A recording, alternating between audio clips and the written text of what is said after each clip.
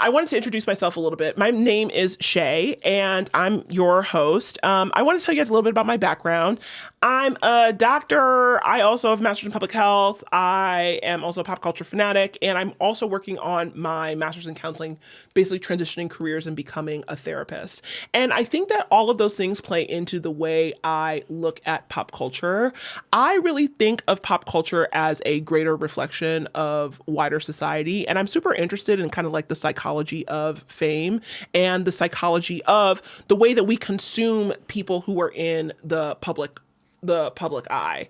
And so I think a lot of that's part of why the podcast is called Critical Condition. Yeah, it's a play on the fact that, like, you know, I am a doctor, but I also think it's also basically a reflection of the fact that the human condition, or the condition of the people who we like kind of consume, it's something that requires like actual like critical analysis and critical thought, because I think that it is a reflection of who we are as a society and where we are overall. So yeah, that's a little bit about me. And this is Aubrey. Aubrey's my researcher. Hi. And we basically met through making this podcast, so that we are very excited to bring to you. So with that, we're going to get started. This week, we are doing my long-awaited Justin Bieber Bieberchella episode. I want to start off this week with a little bit of like a trigger warning. This episode, we're going to be talking about trauma and like more kind of heavy psychological and emotional topics. So please take care while listening if any of these things are triggering to you in any way, shape, or form. But I do want to talk about Justin Bieber's Coachella performance because I honestly really thought it was quite remarkable. I'm at best a pretty casual listener of Justin Bieber. I haven't really followed his career that closely when I grew up, like growing up on his music, a way that some other people may have. But I felt like over the course of those two Coachella weekends, his performance kind of left me a little bit haunted and like taken aback. I think I first started paying more close attention to Justin Bieber's career circa 2022 when he canceled his Justice World Tour due to him getting Ramsay Hunt syndrome, which basically is a lot like Bell's palsy. It's a condition that like partially paralyzes part of your face. And it basically became clear that his body had basically stopped cooperating and he had kind of hit a wall. For me, and this is like a little bit of personal stuff about myself, like as somebody who's experienced like severe burnout, I kind of knew what he was experiencing. I recognized it almost. And I think it's one of those things where when you are part of a system that extracts like everything you have, your energy, your identity, your sense of self, and continues to demand even when you have nothing left, like that sort of physical, like psychological turning into physical collapse can kind of happen. And I think in the past 3 to 5 years, we've watched a man basically in the slow and painful process of dismantling the things that were built around him and trying to find out who he is underneath all of that on his own terms and without a lot of his former managers and a lot of the industry apparatus that shaped him from the time that he was a child. And I think that the Coachella performance served as a bit of a culmination of all of that. I think that it was, especially as somebody who was like psychologically minded, right? I'm in school to become a therapist and I'm actually particularly interested in trauma. I really felt like the Coachella performance was like a public display of basically inner child trauma work and trauma healing in a way that I've never ever seen like a public figure do that before. And by week 2, I felt like it was him kind of genuinely reclaiming his mantle as being honestly a legend. I felt like by the end of the 2 performances, I had more respect for Justin Bieber as a performer and what his legacy has left in our society than I did before I watched those performances. I think weekend 1 was more of the trauma healing, and I think weekend 2 really represented reclamation. And I think not everybody really understand what they were watching. That's what this video is for. I think that in order to understand what Justin Bieber was doing at Coachella, I think what it meant and what it meant to really show up, I think it's an understanding. You need to understand his story. I think he suffered quite a bit, and his been through a lot of pain that has been kind of dismissed in the public eye, especially in an industry that is very extractive and exploitative. And I think that he's a really, like, in his heart is like a very kind of soft person, and I think he's very tentative as well. Like in one of his songs, in All I Can Take, he's like, the symptoms of my sensitivity. It makes it especially painful when no one's listening, And I think that retaining that softness and that sensitivity and not going cold is actually a remarkable thing, given what he's been through. So, with all that said, let's get into it. Justin Bieber was discovered very early. He was a 13-year-old boy, and he wasn't just discovered. He was basically like acquired like an asset, okay? Well, he was 13 years old when Scooter Braun found him on YouTube. He said publicly, Scooter Braun said that he was basically looking for another Michael Jackson, which is kind of ironic given the way that Michael Jackson's story went as a child and also the way that it ended. But I don't think that Scooter saw the irony. I think he saw money bags, basically. And basically, once Justin Bieber was discovered, what happened, it ended up being like a bidding war between two of the biggest names in music. It was like basically Usher versus Justin Timberlake. Or basically on a bidding war over Justin Bieber, not necessarily because they wanted to like protect him or nurture him, but because they saw the opportunity and they saw the profit that could be made from him. And so what ended up happening is that Usher, who was under Bad Boy, which is Diddy's company, it was the one who basically won the bidding war. And we will never actually know what would have happened to Justin Bieber had he ended up under Justin Timberlake, but he did end up under Usher. And I think that the thing about Usher is that Usher is a person who's been a product of the industry from a very young age. He was at a young age sent to the Diddy flavor camp, which is an environment in light of the RICO case against Sean Combs. Seems like it perhaps wasn't mentorship, something maybe a little bit different than mentorship. It was basically, I think, an initiation. Ollie, do you think that? He says, I don't think it was mentorship either. He doesn't think so. He says, I have questions about Flavor Camp. I'm not buying it. Yeah. He's like, I don't know about Flavor Camp. And given the, what has been kind of exposed about Diddy through the case that we just witnessed, there was likely a lot of exploitation, perhaps coercion, perhaps abuse, but, allegedly for entertainment purposes only, of course, And I'm not going to speculate specifically about what happened to Justin Bieber. Justin himself has come out and explicitly denied being abused. And I do not think that Justin Bieber necessarily owes us his story. But I'm just saying that someone like Justin Bieber being under someone like Usher, who went through the things that Usher likely went through, and having that person be his guardian and the person who's looking after him, your sense of what boundaries are going to be a little bit different and are going to be a little bit skewed.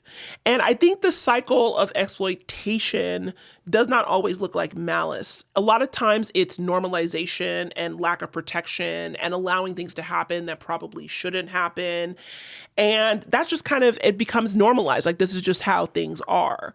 And I think that logic, especially for a kid, can really erode their sort of sense of self. And then I think that loss of your sense of self-identity is one of the more dangerous things a child can be exposed to, and one of the more destabilizing things a child can be exposed to. And I think one of the biggest problems for Justin is that he really did not have parents who were actually protecting him. His mom was a teenage mom, right? She was 16 years old when she had Justin, which means that when all of this was happening, she probably did not have the tools really to protect him the way that other parents may have. And she maybe did not feel like she could really push back, and that's like a charitable kind of read on it. Because ultimately what ended up happening is that she handed her child over to Scooter Braun, who's one of the more notorious names in the industry, and also Usher, And I don't think that she's a villain in that sense, but I think that she just wasn't someone necessarily in Justin's corner protecting him. And then I think Usher is a person who also grew up in that same system. And so he has no framework of necessarily what right and wrong really is. So he's not going to really offer him protection.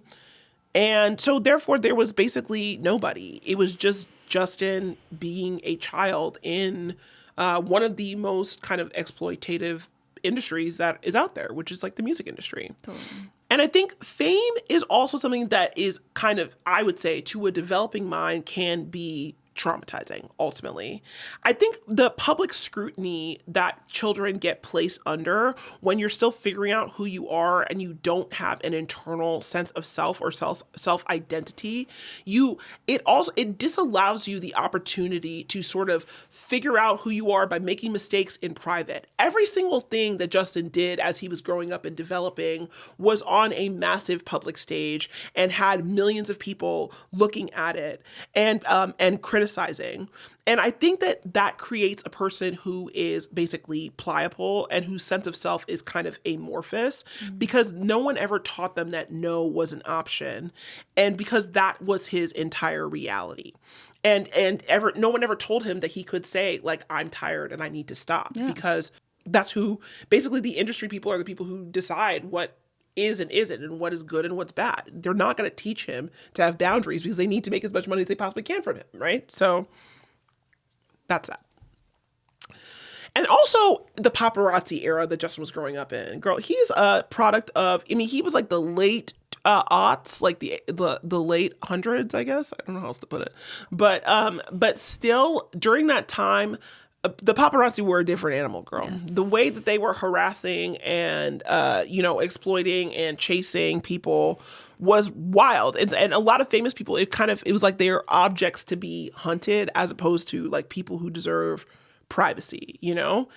And I think that Justin kind of got consumed by that system. And by around 2013, when he was like in his late teens, when he was 19, it really started to feel like the wheels were starting to come off. That's when he was like egging people's houses. He was getting like felony vandalism charges. Is that when he peed in the bucket? Kids, bro.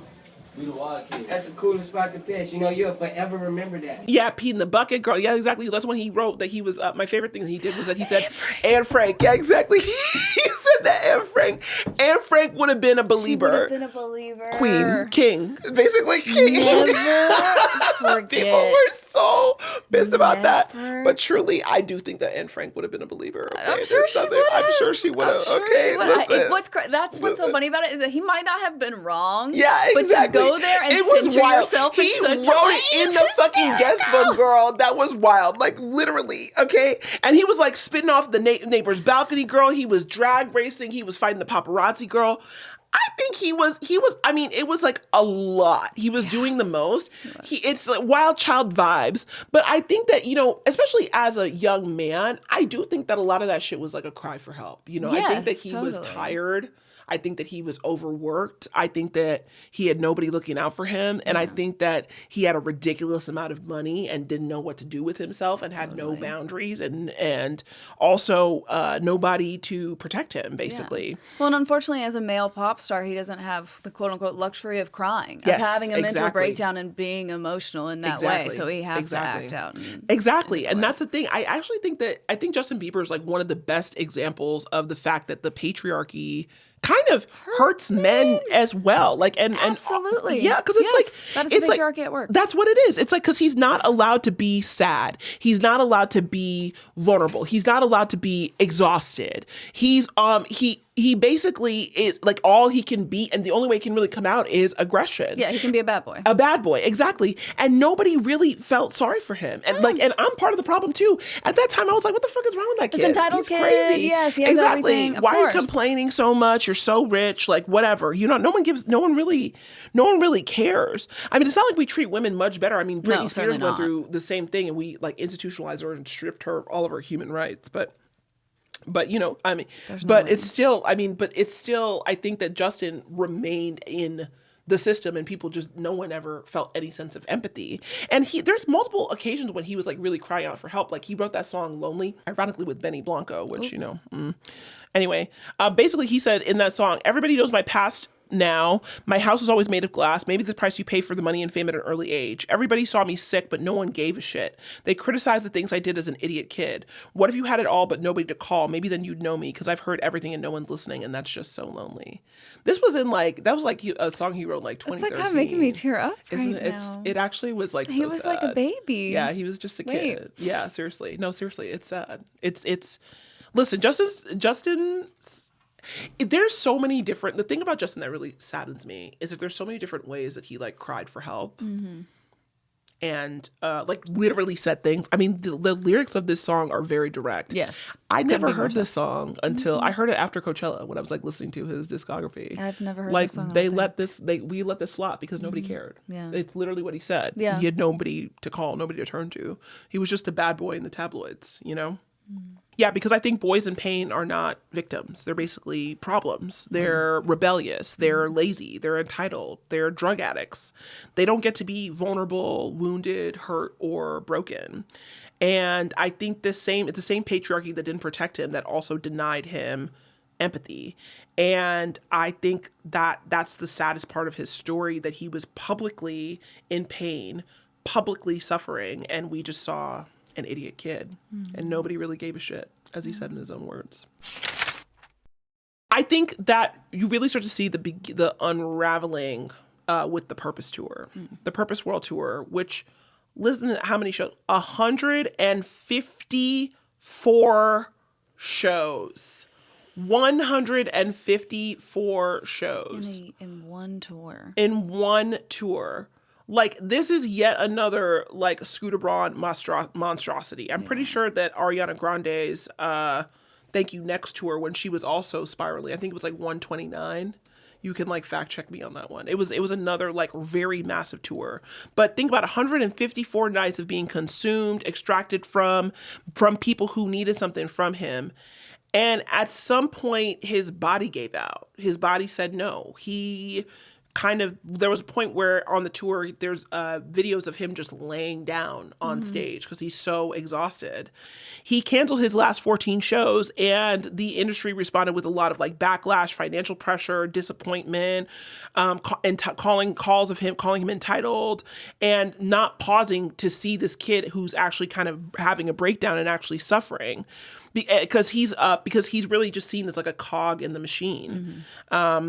They weren't willing to name what was happening to him, which was actually what I think burnout. Anyway, I want to teach people a little bit about the stages of burnout, because I feel like people throw around the term burnout and they say like, oh, I'm so burnt out, whatever.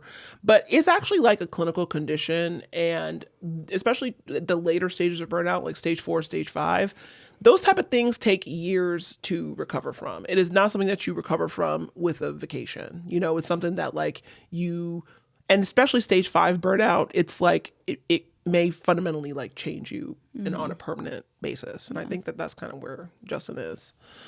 So stage 1 is kind of a honeymoon phase. You have high energy, you have total commitment, your creativity is flowing, but you're not really stopping. You're not really stopping to rest. I think that was Justin Bieber at the beginning of his career, in the YouTube era and the baby era. He gave everything because that's what was expected from him. And he's still enthusiastic. He has the energy. He's got that childlike innocence. And he has this like new, excitement for this whole new world of fame. But then in stage 2, you start to get the stress, right? The excitement starts to fade. Some days are harder than others. There's other coping mechanisms that you start to use because you're trying to maintain something that used to come naturally, but now is coming at a price. And I think that that's him like a few years into his career where the effort was kind of starting to show, but he probably was putting up a good front at that point. Stage 3 burnout is chronic stress. Basically is where it shifts from having a bad day to having a bad month. And stress basically becomes the baseline rather than a reaction to like a specific event. And the symptoms there are like exhaustion, social withdrawal, resentment towards responsibilities that you used to love. And you can also see people lashing out, and a growing sense of emptiness and a loss of purpose that you can't really quite name. I think that that's Justin in like 2013 when he's talking about Anne Frank being a believer, which I'm still king. Anyway, the egging, the DUIs, and also like the hostile disposition, right? I don't think that it was necessarily just entitlement. I think it was a cry for help. I think it was a kid in stage 3 burnout without any language of what was happening to him. And also anybody who cared to recognize it. Even if they did know what it was, they didn't care because there was money bags to be earned, And then stage 4 is when things start to get more irreversible. It's a burnout crisis. So symptoms become pretty critical, and it's harder to function normally. And that's when you start to see like actual physical symptoms like lead-in paralysis, which basically is like extreme physical exhaustion, and like your body feels like 1,000 pounds every time that you move. You might see self-isolation. You might be numb to both success and failure. And that is oftentimes people will seek escape or to stop because the mental and physical toll of what they're doing is becoming undeniable. And I think that that's probably where Justin was when he canceled the Purpose tour. But the thing about the stage 4 burnout is that it can it can give you the idea that it's recoverable when it isn't. So sometimes you may go back to the thing that was harming you because you fundamentally think that like, oh, well, maybe I just needed a little bit of a break. And you don't realize that a fundamental change of your entire life is kind of necessary to make it sustainable, because there's an idea that like the previous life can be maybe restored. And I think it's that second push that will push you over into stage 5. And stage 5 burnout is a habitual burnout, which is the most severe level. And that is when your symptoms become so severe that it's just part of who you are. And there's oftentimes a risk of permanent physical or psychological damage. And this is oftentimes like if people suffer this, sometimes this is when they self-remove themselves from the planet, and a recovery from that is not a weekend or a sabbatical. It actually takes like years to recover from. It's not like a month's thing. It's deep years. Work. Yeah. It's like really deep work. Yeah. I actually experienced it myself in 2018. I did not return to full-time work until 2021. Yeah. So yeah, it was about 3 years, and where it's just like I just wasn't like a totally functional member of society. And I think that's where he canceled the Justice tour when he got like the Ramsay Hunt syndrome. And it makes sense because that was like in 2022 or so, and then we see him reemerge now in 2026. It's about the right timeline. Yeah. It's about 3 to 4 years, right? And I think that's what happened to him. Fundamentally. And the thing is that there are very real symptoms when you have stage 5 burnout. It's like you have brain fog, loss of motivation, inability to function, executive collapse, profound exhaustion. And these are all very physical symptoms that ultimately have a psychological root cause. Justin has been diagnosed with like chronic Lyme disease and chronic Epstein-Barr virus. These are, I will tell you as a physician, are not conditions in Western medicine that are widely accepted to be, I don't want to say real. Lyme disease is real and Epstein-Barr virus is real, but the chronic version of it is stuff that is, it's more debatable. It's something that you see in the holistic medical community where insurance isn't really covering that shit, And so there's a lot of like profit in it. And there's also a benefit of labeling these symptoms that he's experiencing as medical symptoms. Yeah. The insurance companies take it more seriously, right, for the tours and stuff like that. Also, it is a way of deflecting responsibility. Like it's not the system that's responsible, right? It's not the system that burned him out. It's like, oh no, he got chronic Lyme disease, right? Yeah. And so you don't have to name the truth of what is actually happening to him. And another condition that I think also, or not I think, I know, causes like pretty severe physical symptoms is post-traumatic stress disorder, specifically complex PTSD, and then that compounded with stage 5 burnout. I think if you look at the list of symptoms of chronic Lyme and chronic Epstein-Barr and the physical symptoms that you can see of complex PTSD, they're the same. There's a very strong overlap. And then eventually, he actually developed Ramsay Hunt syndrome. There's no debate about whether or not that's a real thing. And obviously it's very visible, right? Part of his face was paralyzed. It's a documented neurological condition, but it's also like an autoimmune disease. And there's a huge link between extreme stress and complex trauma and autoimmune disease. I mean, it makes sense, right? The body on a granular and cellular level turning on itself when like on a larger scale, you're not taking care of yourself and you've turned against yourself in favor of whatever it is that's like trying to take something from you. And I think it's hard for the industry to call it what it is, which is like complex trauma and stage 5 burnout, because that means that it calls them what they are, which is like extractors, consumers, abusers, even predators, you know? But anyway, the symptoms are very real. And I think that he did try to return after that burnout, right? The Yummy era in 2020 was his first attempt at returning.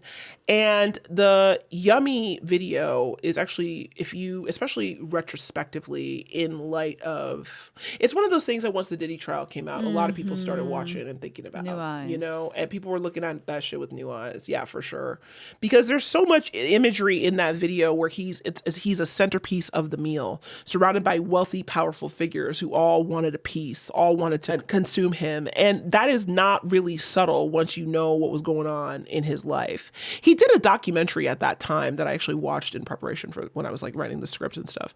And out on the set of the Yummy video, he was having like anxiety attacks and like mental breakdowns and stuff like that. Like he really was not doing well, you know? I think that, but at that time, I think once again, when Yummy came out, nobody really caught the messaging.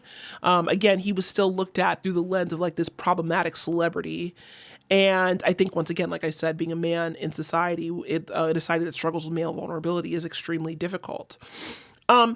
Also, in that same documentary I watched, he had one of these doctors, Dr. Daniel Ahmad, I think his name is. He like scanned his brain and it showed it that was basically thoroughly conditioned by years of trauma. So like there, you know, there's certain areas in the brain, like the amygdala, the hippocampus and stuff like that, that light up with trauma. And like Justin's brain, like all like lit up in multiple areas, and also showed like, you know, it's like overactivity from like, cause that's what trauma will do. Trauma makes you extremely sensitive to your environment and highly reactive, you know? And it's funny because another one of Scooter Braun's proteges, Ariana Grande, I was going to ask, is this the scan that she did? Yep. I wonder if they like went to it's the same doctor actually, I think. Yeah. So I wonder if they like one recommended it to the other or whatever. I don't know who did it first, but they had the same thing. And I wonder, you know, if I had a nickel for every time. Yeah, exactly. And they were under the same, every time you see a traumatized young pop star in the 2010s, Scooter Braun is not far from the scene of the crime, girl. That's what it means. It's the same sort of system that was basically commercializing and monetizing and sort of exploiting and sort of draining these kids for everything they had. And then, you know, then he tried with the Justice World Tour, and at that point he had to stop it with the Ramsey Hunt syndrome. And I think that at that point, that's when he stopped trying to be this like fake version of himself, because I think at that point his body was not physically cooperating. And I think there's a version of you that, like, I think that it's actually really devastating to be in that place where you were something at one point and you realize that you literally can't be that thing anymore. It begs a very kind of dark question. The question is the diminished version, or if you call it that way, is a version of me that is less capable worth anything? Do I still have value if I can't perform at the level that I used to? Yeah. What's the point of continuing on? Right. You know? And I think it gives way to very dark thoughts. And Justin hasn't necessarily shared those things, but he did say that on the Justice World Tour, and once again in that same documentary, it's on YouTube. Not a lot of people watched it, but I did. Anyway.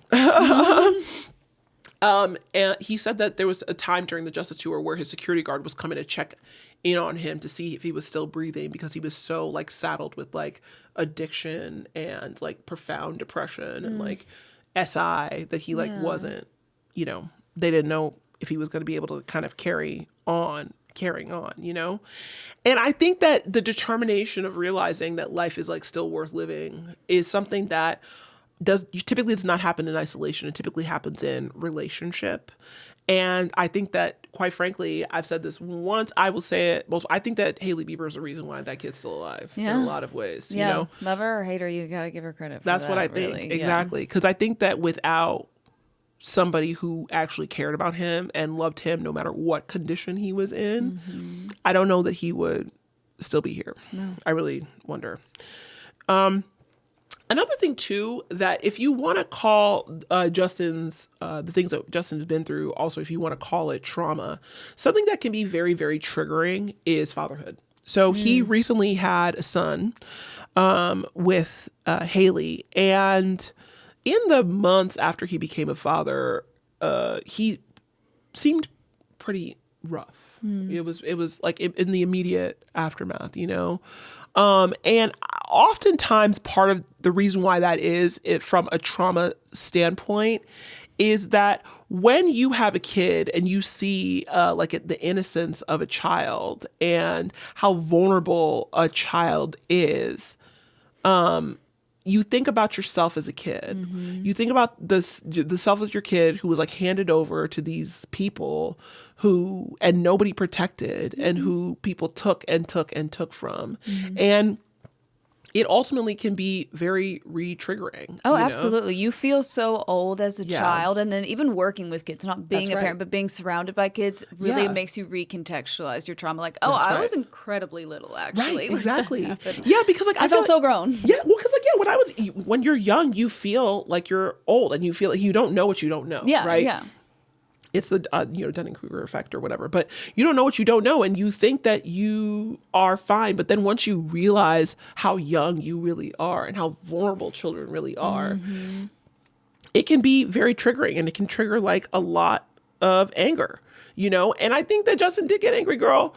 Baby, he fired his entire team. Okay, he fired, literally. So, like, again, once again, talking about this YouTube documentary that I watched about him, but almost everybody in that documentary, them hoes do not work for that man anymore. Wow. He fired all of them. Scooter Braun, a lot of his close friends, Ryan Good, Lou Taylor, who, by the way, was also involved, and exploited celebrities. You oftentimes may or may not allegedly for entertainment purposes only, find her at the scene of the crime, because she was also tangled up she's one of the big players in the Britney Spears conservatorship, actually. Lou Taylor is, but, anyway.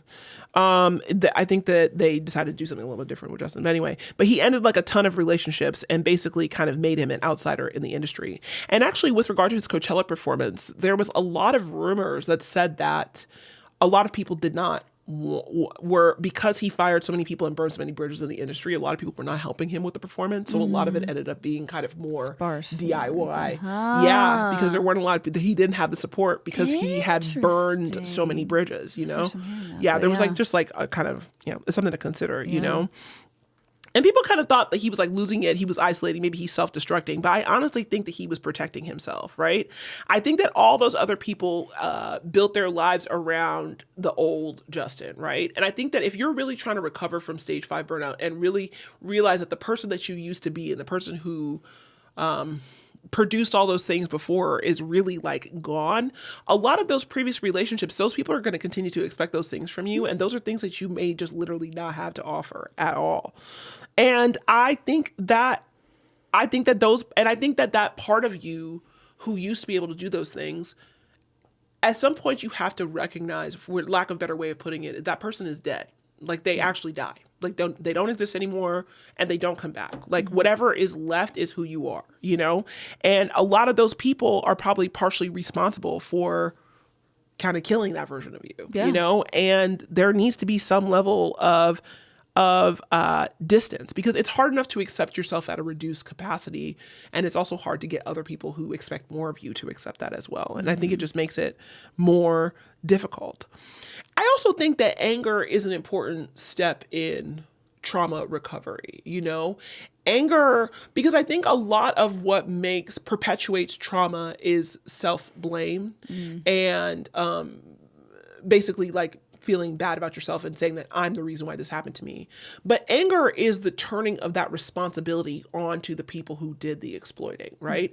And I think that that's why you saw Justin and Usher come into blows at Beyonce's Grammy party, or no, Oscar party it was. Remember that was early. This past February. Yeah, they got into like a huge altercation, and like people say it's unclear whether or not it got physical, but it clearly either did or almost did. Yeah. That's what everybody has said about it. And I think that is probably Justin finally confronting the people who maybe should have protected him and who didn't, you know, especially as he's becoming a father and he's realizing how innocent and vulnerable children really are, you know?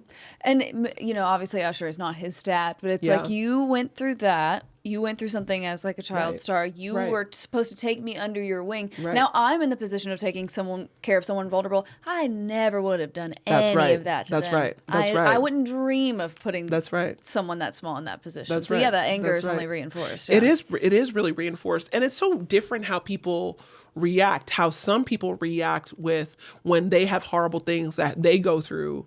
They're like, well, that means that's just how it is, and that's what people should go through. And some people react with, I would never do that, you know? And I think that Justin is the latter. Remember when he was like crying about Billie Eilish, you know, in that interview, he was talking about how much he wants to protect her in the industry as another young person who was like experiencing like mega fame. And actually there's other again, rumors or blind, whatever, that came out and said that he actually feels the same way about Olivia Rodrigo and has done a lot of things to protect her in the industry.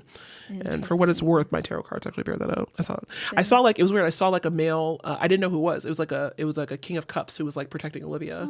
Yeah. And I was like, and then that thing came out like a couple weeks later. And I was like, oh, maybe that's what it was. Anyway. I can see. Who knows? He seems the type. He seems the type to do that under the radar. And I feel like Billie, it's only public because she so publicly loves him. Yes. And so he's like, great opportunity for me to be like, make sure that doesn't happen to you. Yeah, girl. exactly. Like, exactly. I think he's like, I think he went through a lot of things in the industry that people don't really realize. Like, you know what I mean? Or don't really, I don't know.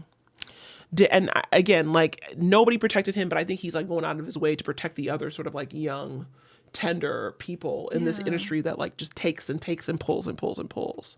When Justin got announced as like a Coachella headliner, I think that I was kind of skeptical. Yeah. I was like, is he gonna show up to that? And not as like hate or anything. No. I just literally he's been going through a lot. I was thinking about the Frank Ocean performance. Yes, it kind of it really, really brought that to mind. I mean, listen, he was going through a lot during that time, it makes sense. And I think that there was a lot of things. First of all, there was like the whole Diddy shadow. You know, when that Diddy case was going on, so much of the conversation became about Justin Bieber. He was not even involved in the case, and maybe that's why I went the way I went, just being honest. But a lot of old videos like resurfaced, like, you know, 48 hours with Diddy video. And then, you know, a lot of, I mean, there's a lot of the blind items about Justin and Diddy and Usher and all them are chilling. I recommend strongly against reading them, actually, to be honest. But yeah, anyway. But he doesn't, once again, like I said, he does not owe us our story, and we don't actually know what happened. And like I said, he has publicly denied these things. So, you know, it is what it is. I think the other thing too is that I think people may have expected, the other expectation people had on the other end, I think for us, we were like, is he actually going to show? I think other people were like expecting like Purpose Tour Justin, who could like, you know, dance. Hit them 1-2s and dance and do all those things. I don't think that it was going to be either, because once again, like I said before, the Justin who made Beauty and the Beat is not there anymore. He cannot exist. And I think the person who showed up was the person who he is now. And I think that the first time we really I think the biggest tell of what the Coachella performance was going to be like was his Grammys performance, right? Yes, because even then when that was announced, it's like, what is he going to do for that? We loved swag. It wasn't a question of like, will that be good or not? Right, exactly. Like, exactly. It was like, once again, it's like, is he going to show up? Yeah. Like, what's he going to do? And then it was kind of like it was like, I don't know about shocking. Maybe shocking. Is shocking the word? I don't know. It was surprising. Like when he showed up just in his like silk boxers. Right, yes. Completely bare stage, loop pedal. That's it.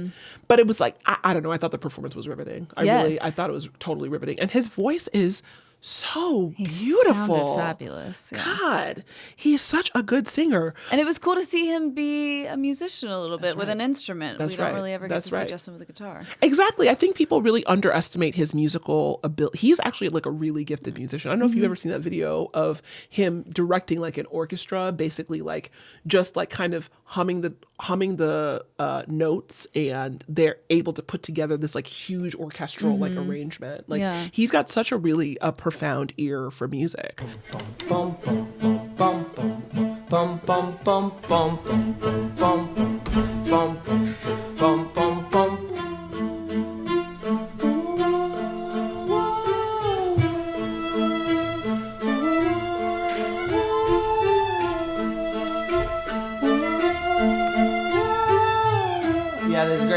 stay there. You just find that pocket. But I think, like, the Grammys performance, not a lot of people understand it. People were like, oh, this is lazy. Oh, it's low effort.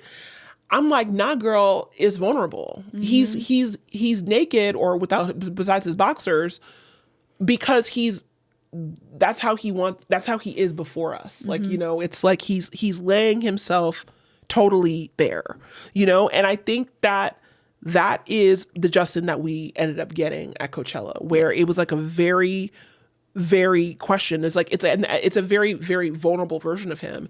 And I think he was asking the question, is this vulnerable version of me still worth something to you? Will you guys still love me? I'm not like a cute little baby face. Yeah. When I'm the most, and we'll get more into this performance. The most striking thing about that performance to me was the video of Justin singing. Sorry, it makes me a little emotional. The video of Justin, who is honestly like he looks very weathered, like life has been hard on him, juxtaposed against the screen behind him of a young Justin like singing Baby and him like singing along with that child. And it's like, I feel like he was reaching out to that kid like, where are you? Can I access you again? Yeah. What happened between then and now? It was, I don't know, that performance was a lot, and I think I think it was really vulnerable, I mean, for me, like, I think for me, like, when I watched it, I think because I've experienced like stage 5 burnout and have kind of, I think for people who have trauma and then people who have experienced burnout, I think it was very obvious what they were saying because there was like a recognition. There was like a recognition. Like, I actually David, it was because that performance went on. It was so late at night. It was EST was like 3 a.m. It was like 11:30, like Pacific, And so David was trying to go to bed. My husband was trying to go to bed, and I was watching it by myself. But I had to like cut it off. I was trying to do it on like a TikTok live. I had to like turn it off because I burst into tears because like, I don't know. I don't know if if you want to call it like empath or whatever, but I could feel, I don't know. You could see that he was in an incredible amount of pain, Yes. And also he showed up like with hoodie up, glasses on, like completely covered. And a lot of times like that's a trauma thing, right? Like as like when you're traumatized and it's like everything becomes very overstimulating and there's this desire to kind of cover your body up in order to feel a sense of comfort. And I think that that's why he came in dressed that way. And as he got more and more comfortable on the stage, like the hood went down, the glasses came off, the hoodie came off. And by the time the hoodie came off, that's when we were doing the YouTube segment that we were just talking about, right? Yeah. Where he starts duetting with his like inner child. Like it was crazy. Like anybody who's been in deep therapy, girl, I don't know. It's like for the psychologically minded among us, I was like, yo, what the, like this is deep shit that we're watching, Because it's like he's literally looking at this like little kid who is so different than the man he is now. And also looking at the very beginning of his career. Watching these like little YouTube videos of the very beginning of his career where it all started. It's like, how did things go from, he said the following week, in week 2, that I was just a kid who loved to sing. And then one thing led to another thing, led to another thing, led to another thing. It's just devastating anyway. It's just like, it's just devastating. And then the other thing about that part is that he started playing the meme videos, Yes. And that he was playing the videos. First of all, he was playing videos of himself getting embarrassed, right? Like where he was like falling on the stage and stuff. And I was kind of like I like winced in physical pain. Like, you know what I mean? I was like, it was kind of like, gosh, why is he doing that? But then the meme videos were like D's nuts and like, I don't know, like something about a rainbow or whatever.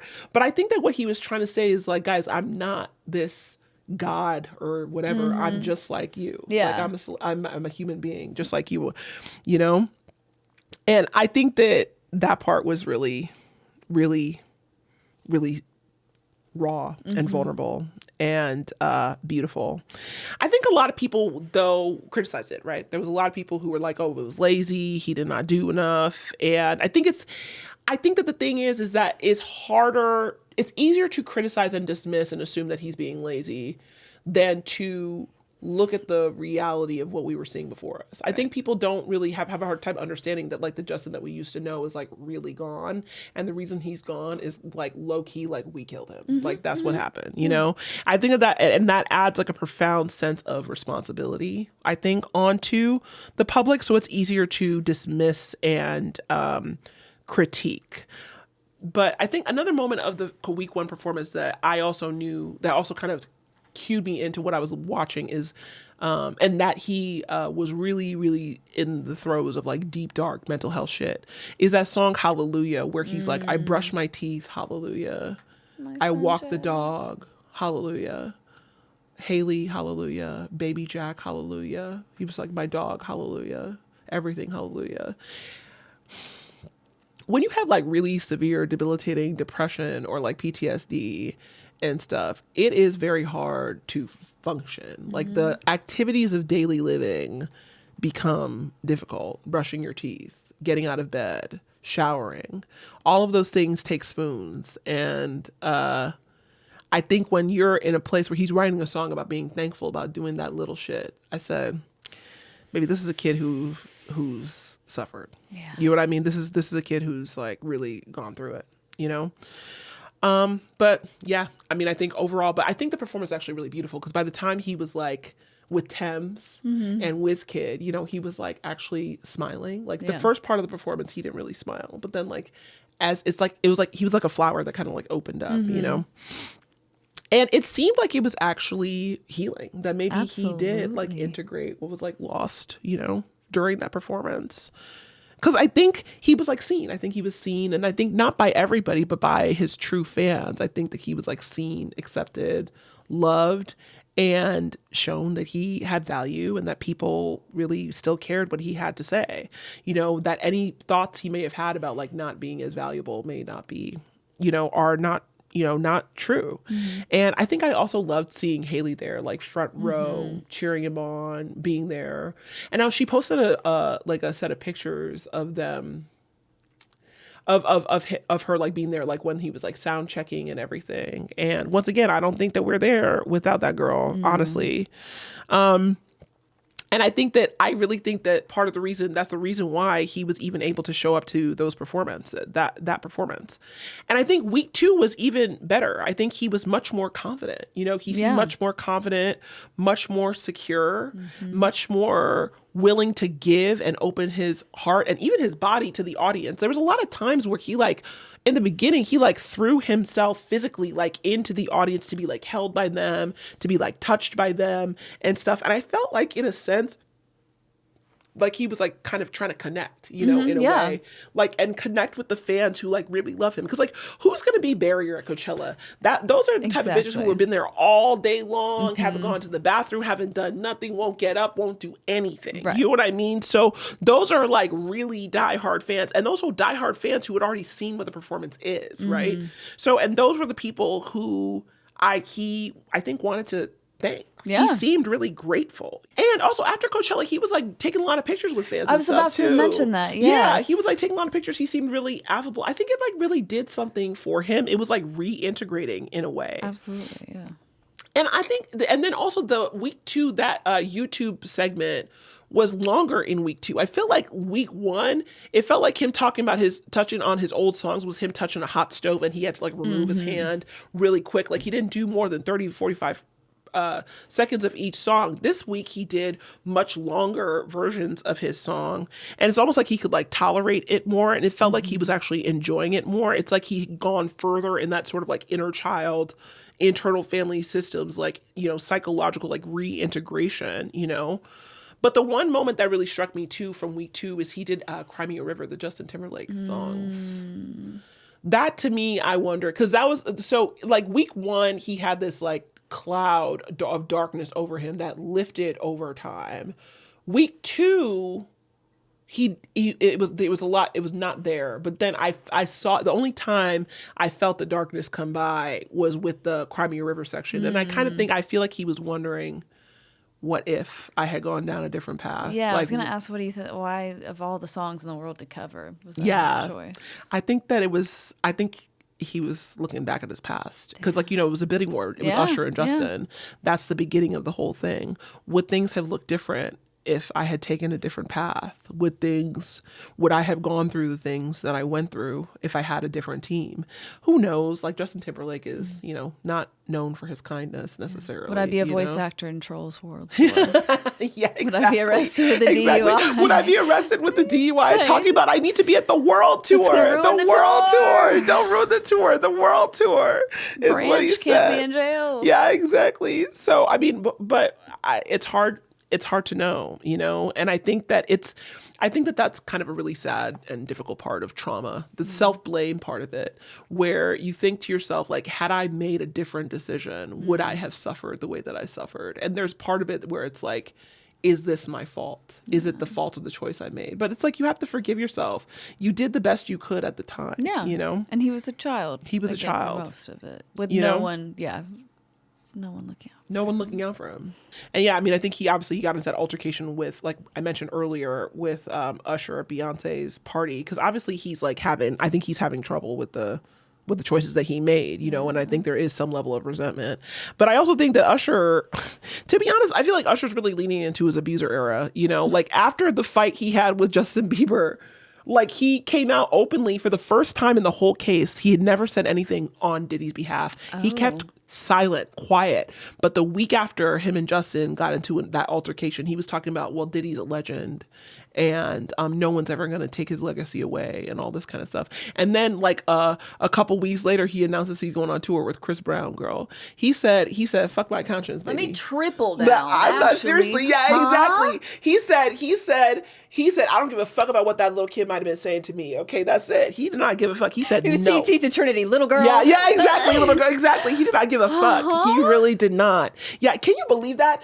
It was the first time he mentioned. Yeah, he had never, because I felt that Diddy case closed because, like, listen, young black girl growing up who was like a child in the 90s and stuff like that. You know what I mean? Like, all of these things were the manifestation of rumors that I had heard for years. Yeah. Years and years. Usher was silent as the night up until he got into that match, that screen match with Justin Bieber, or maybe physical fight. I don't know what happened. So I think he decided that, you know, he decided what side he was on. Damn. When it all came down to it, you know. Anyway, that is what it is.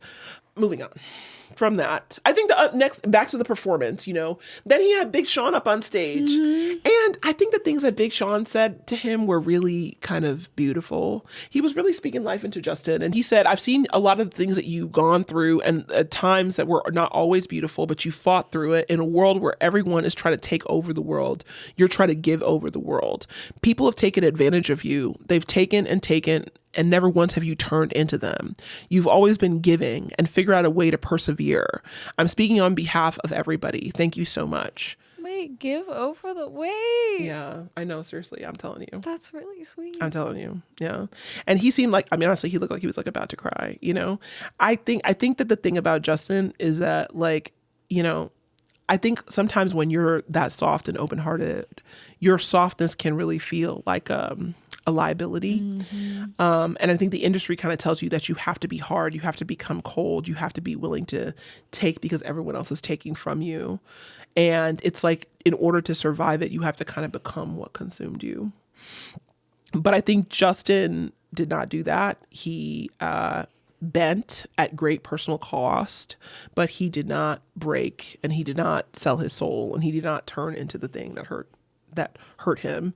He found a way to maintain his softness and maintain his generosity and continue to look after the next generation and maintain an open heart. And I think that it was pretty meaningful to him to have a peer look him in the eye and recognize that, you know? And then the Billie Eilish thing happened. Like, it just kept going, girl. It's like, it was just like, the whole thing was just like, I don't know. It was so emotional, you know, having Haley push Billie up on stage as the one less lonely girl, who is like one of his like most dedicated fans, and how he broke down in tears, like talking about how he needed to protect her and giving her that sort of like childhood dream. Yeah. It was like so special because her joy was so like raw. She was so real. I completely, she was very, the 14-year-old and all in of her. us. I know he like completed her. It's crazy because like again, you think about like I think we talked about like Taylor and Olivia, like Taylor going through that I'm gonna let you finish thing, and then being like I'm gonna let you finish deja vu kind of thing. Ooh. Like kind of perpetuating the same harm, and like Justin literally doing the opposite. Like a lot of things happened to him when he was like in his teenage years, and he's kind of like using his platform to do the opposite and make sure the same things don't happen to people who are in his position. There's something really beautiful about that. He's an imperfect person. Yes, totally. But he's I don't know. His heart's in the right place. His heart's in the right place. For all the weird church stuff that he got involved with for so many years. Yeah. As a former, I'm not going to lie. Yeah, exactly. It's goer. Like, I really could have left the whole section about the whole evangelical church of it all. Justin, I feel for him. He was searching for answers. That's one place where it is normalized for men to go and seek that sort of emotional comfort and care. Exactly. Exactly. And I think that there's like also, he has a lot to offer financially, Oh, well, absolutely. So tithe 10%, baby. You got to tithe. I know you got to tithe. Exactly. The last time I don't go to church very often, but I get dragged by my parents. The last church I went to, they had a tap to pay tithe. I'm not playing the tap to pay for that was crazy. No, but seriously, we're not taxing these institutions. No, so we're not. They have tap to pay. They have tap to pay for tithe, girl. Okay. That's what it is. So I think that Justin is a little bit. I wonder about that, but I don't know. I guess if he likes it, I love it. Is what I gotta say. Yeah. He was. But yeah, and then then SZA came up on stage, which was great. Like week 2 was crazy. Week 2 was really great. It's the weekend ago. Yeah, SZA came up, and it was interesting. I remember during that performance, I was like, I think that is really when I was like, oh, this kid's a legend, because SZA was great. Yes, but I felt like Justin's star in that moment like shined brighter, and it's hard to like. It's not a competition, obviously, but it just was like because Justin has been.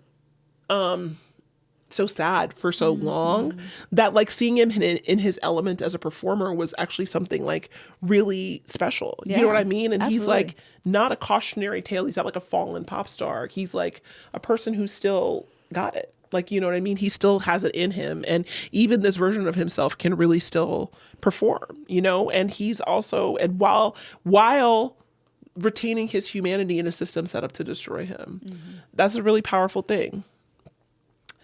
And anyway, I think, lastly, I want to talk about Haley. I think that as for all of the criticisms that people levy at Haley, I think that Haley is really an anchor for Justin.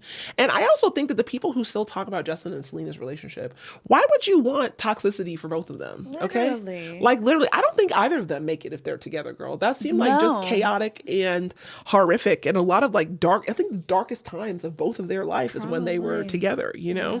And I think that Haley is kind of like, she's not, tumultuous. She seems steady. Like that's her vibe. She seems kind of like a rock in a way. And I think that someone like Justin who like the wind has battered him, you know what I mean, needs an anchor. And I think she really has acted as an anchor. And there's this book that I recommend to everybody called Trauma and Recovery. But one of the things that Judith Herman says in Trauma and Recovery is that like one of the most important ways that trauma heals is like through relationships, and because trauma doesn't happen in isolation. Trauma is typically human beings enacting harm onto other human beings. Right. It occurs in relationships. So it makes sense that the only way to heal it is in relationship as well, because you can't do it in isolation. You can only go so far independently. And with book work, you have to do it like in intimacy, And I think people have a lot of opinions about how Haley and Justin kind of like got together and like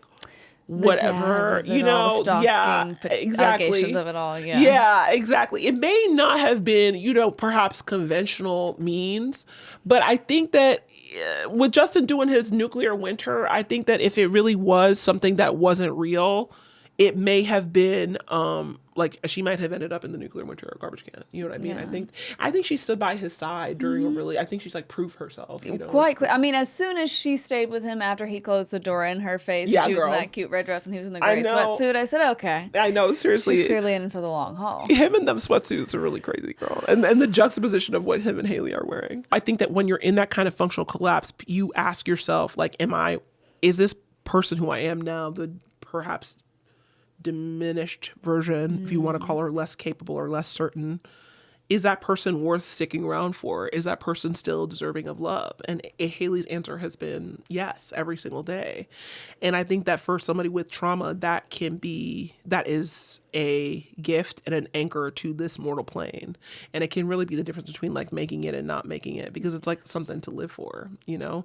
And then on top of it, you know, they've got a child together. That's also something else to live for and continue to suffer through. Because like, you know, when you have like, again, we don't really know what happened to Justin, and we cannot confirm or anything, but like if he's really going through like severe PTSD, like the nadirs of that type of the darkness, the low points of that type of condition are very, very low. And the darkness gets pretty fucking dark. And I think that having someone to hold on to is very helpful. Yeah. You know?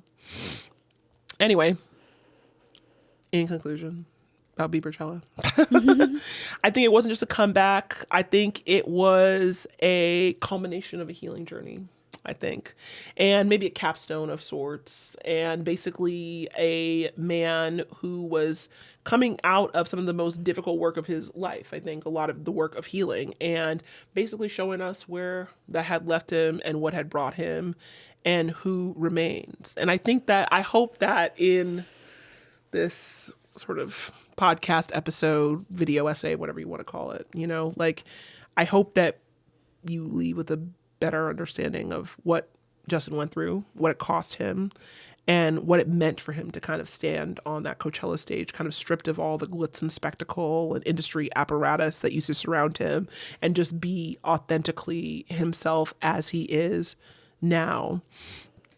And I also want to say that I've used the word diminished, and I want to push against that. I don't think it is diminished. I don't think it's like meant to be a cautionary tale of somebody being like a shell of a person who, or whatever. I think that Justin, who maybe once filled stadiums and was this like huge, dazzling, like sparkling pop star, I think Justin is a different version of himself. And I don't think that makes him less. No. I think it's different. Yeah. I think that it's a person who has survived. And I think in surviving, that in a sense does make you more than the product that you were turned into. It makes you more than the dehumanized asset that was bought and sold and basically run into the ground, more than the industry manufactured and packaged and dehumanized version who was extracted from until there was nothing left to take. Like that, it makes you a survivor. And I think that that's everything. Anyway, I think that right now Justin is probably closer to who he actually is, and probably figuring out who he is probably ever in his life. You know, the only thing, as I mentioned, concerns me is the whole evangelical church of it all. But, you know, if he likes it, I love it, girl. Anyway. But I do think that, you know, he's got a lot of the toxicity out of his life, right?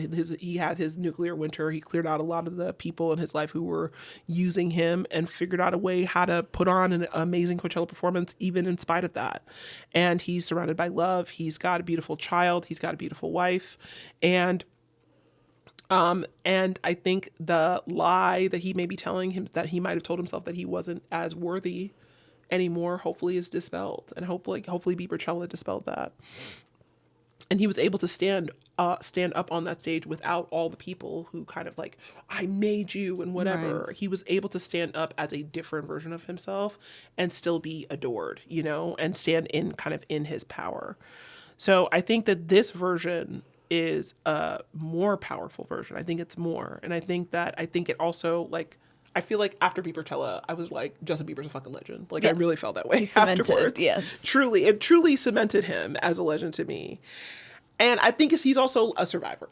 And I think that surviving is not always pretty. It's not always linear. And it doesn't always look the way that it should. But I think it is alive. I think it is real. And I think it is what it means to endure. And I think that because Justin Bieber endured and let us witness it, I hope that people who may be going through similar things can find the strength to endure as well. Gray area is where the truth lives. So come with us next time and we'll meet you there.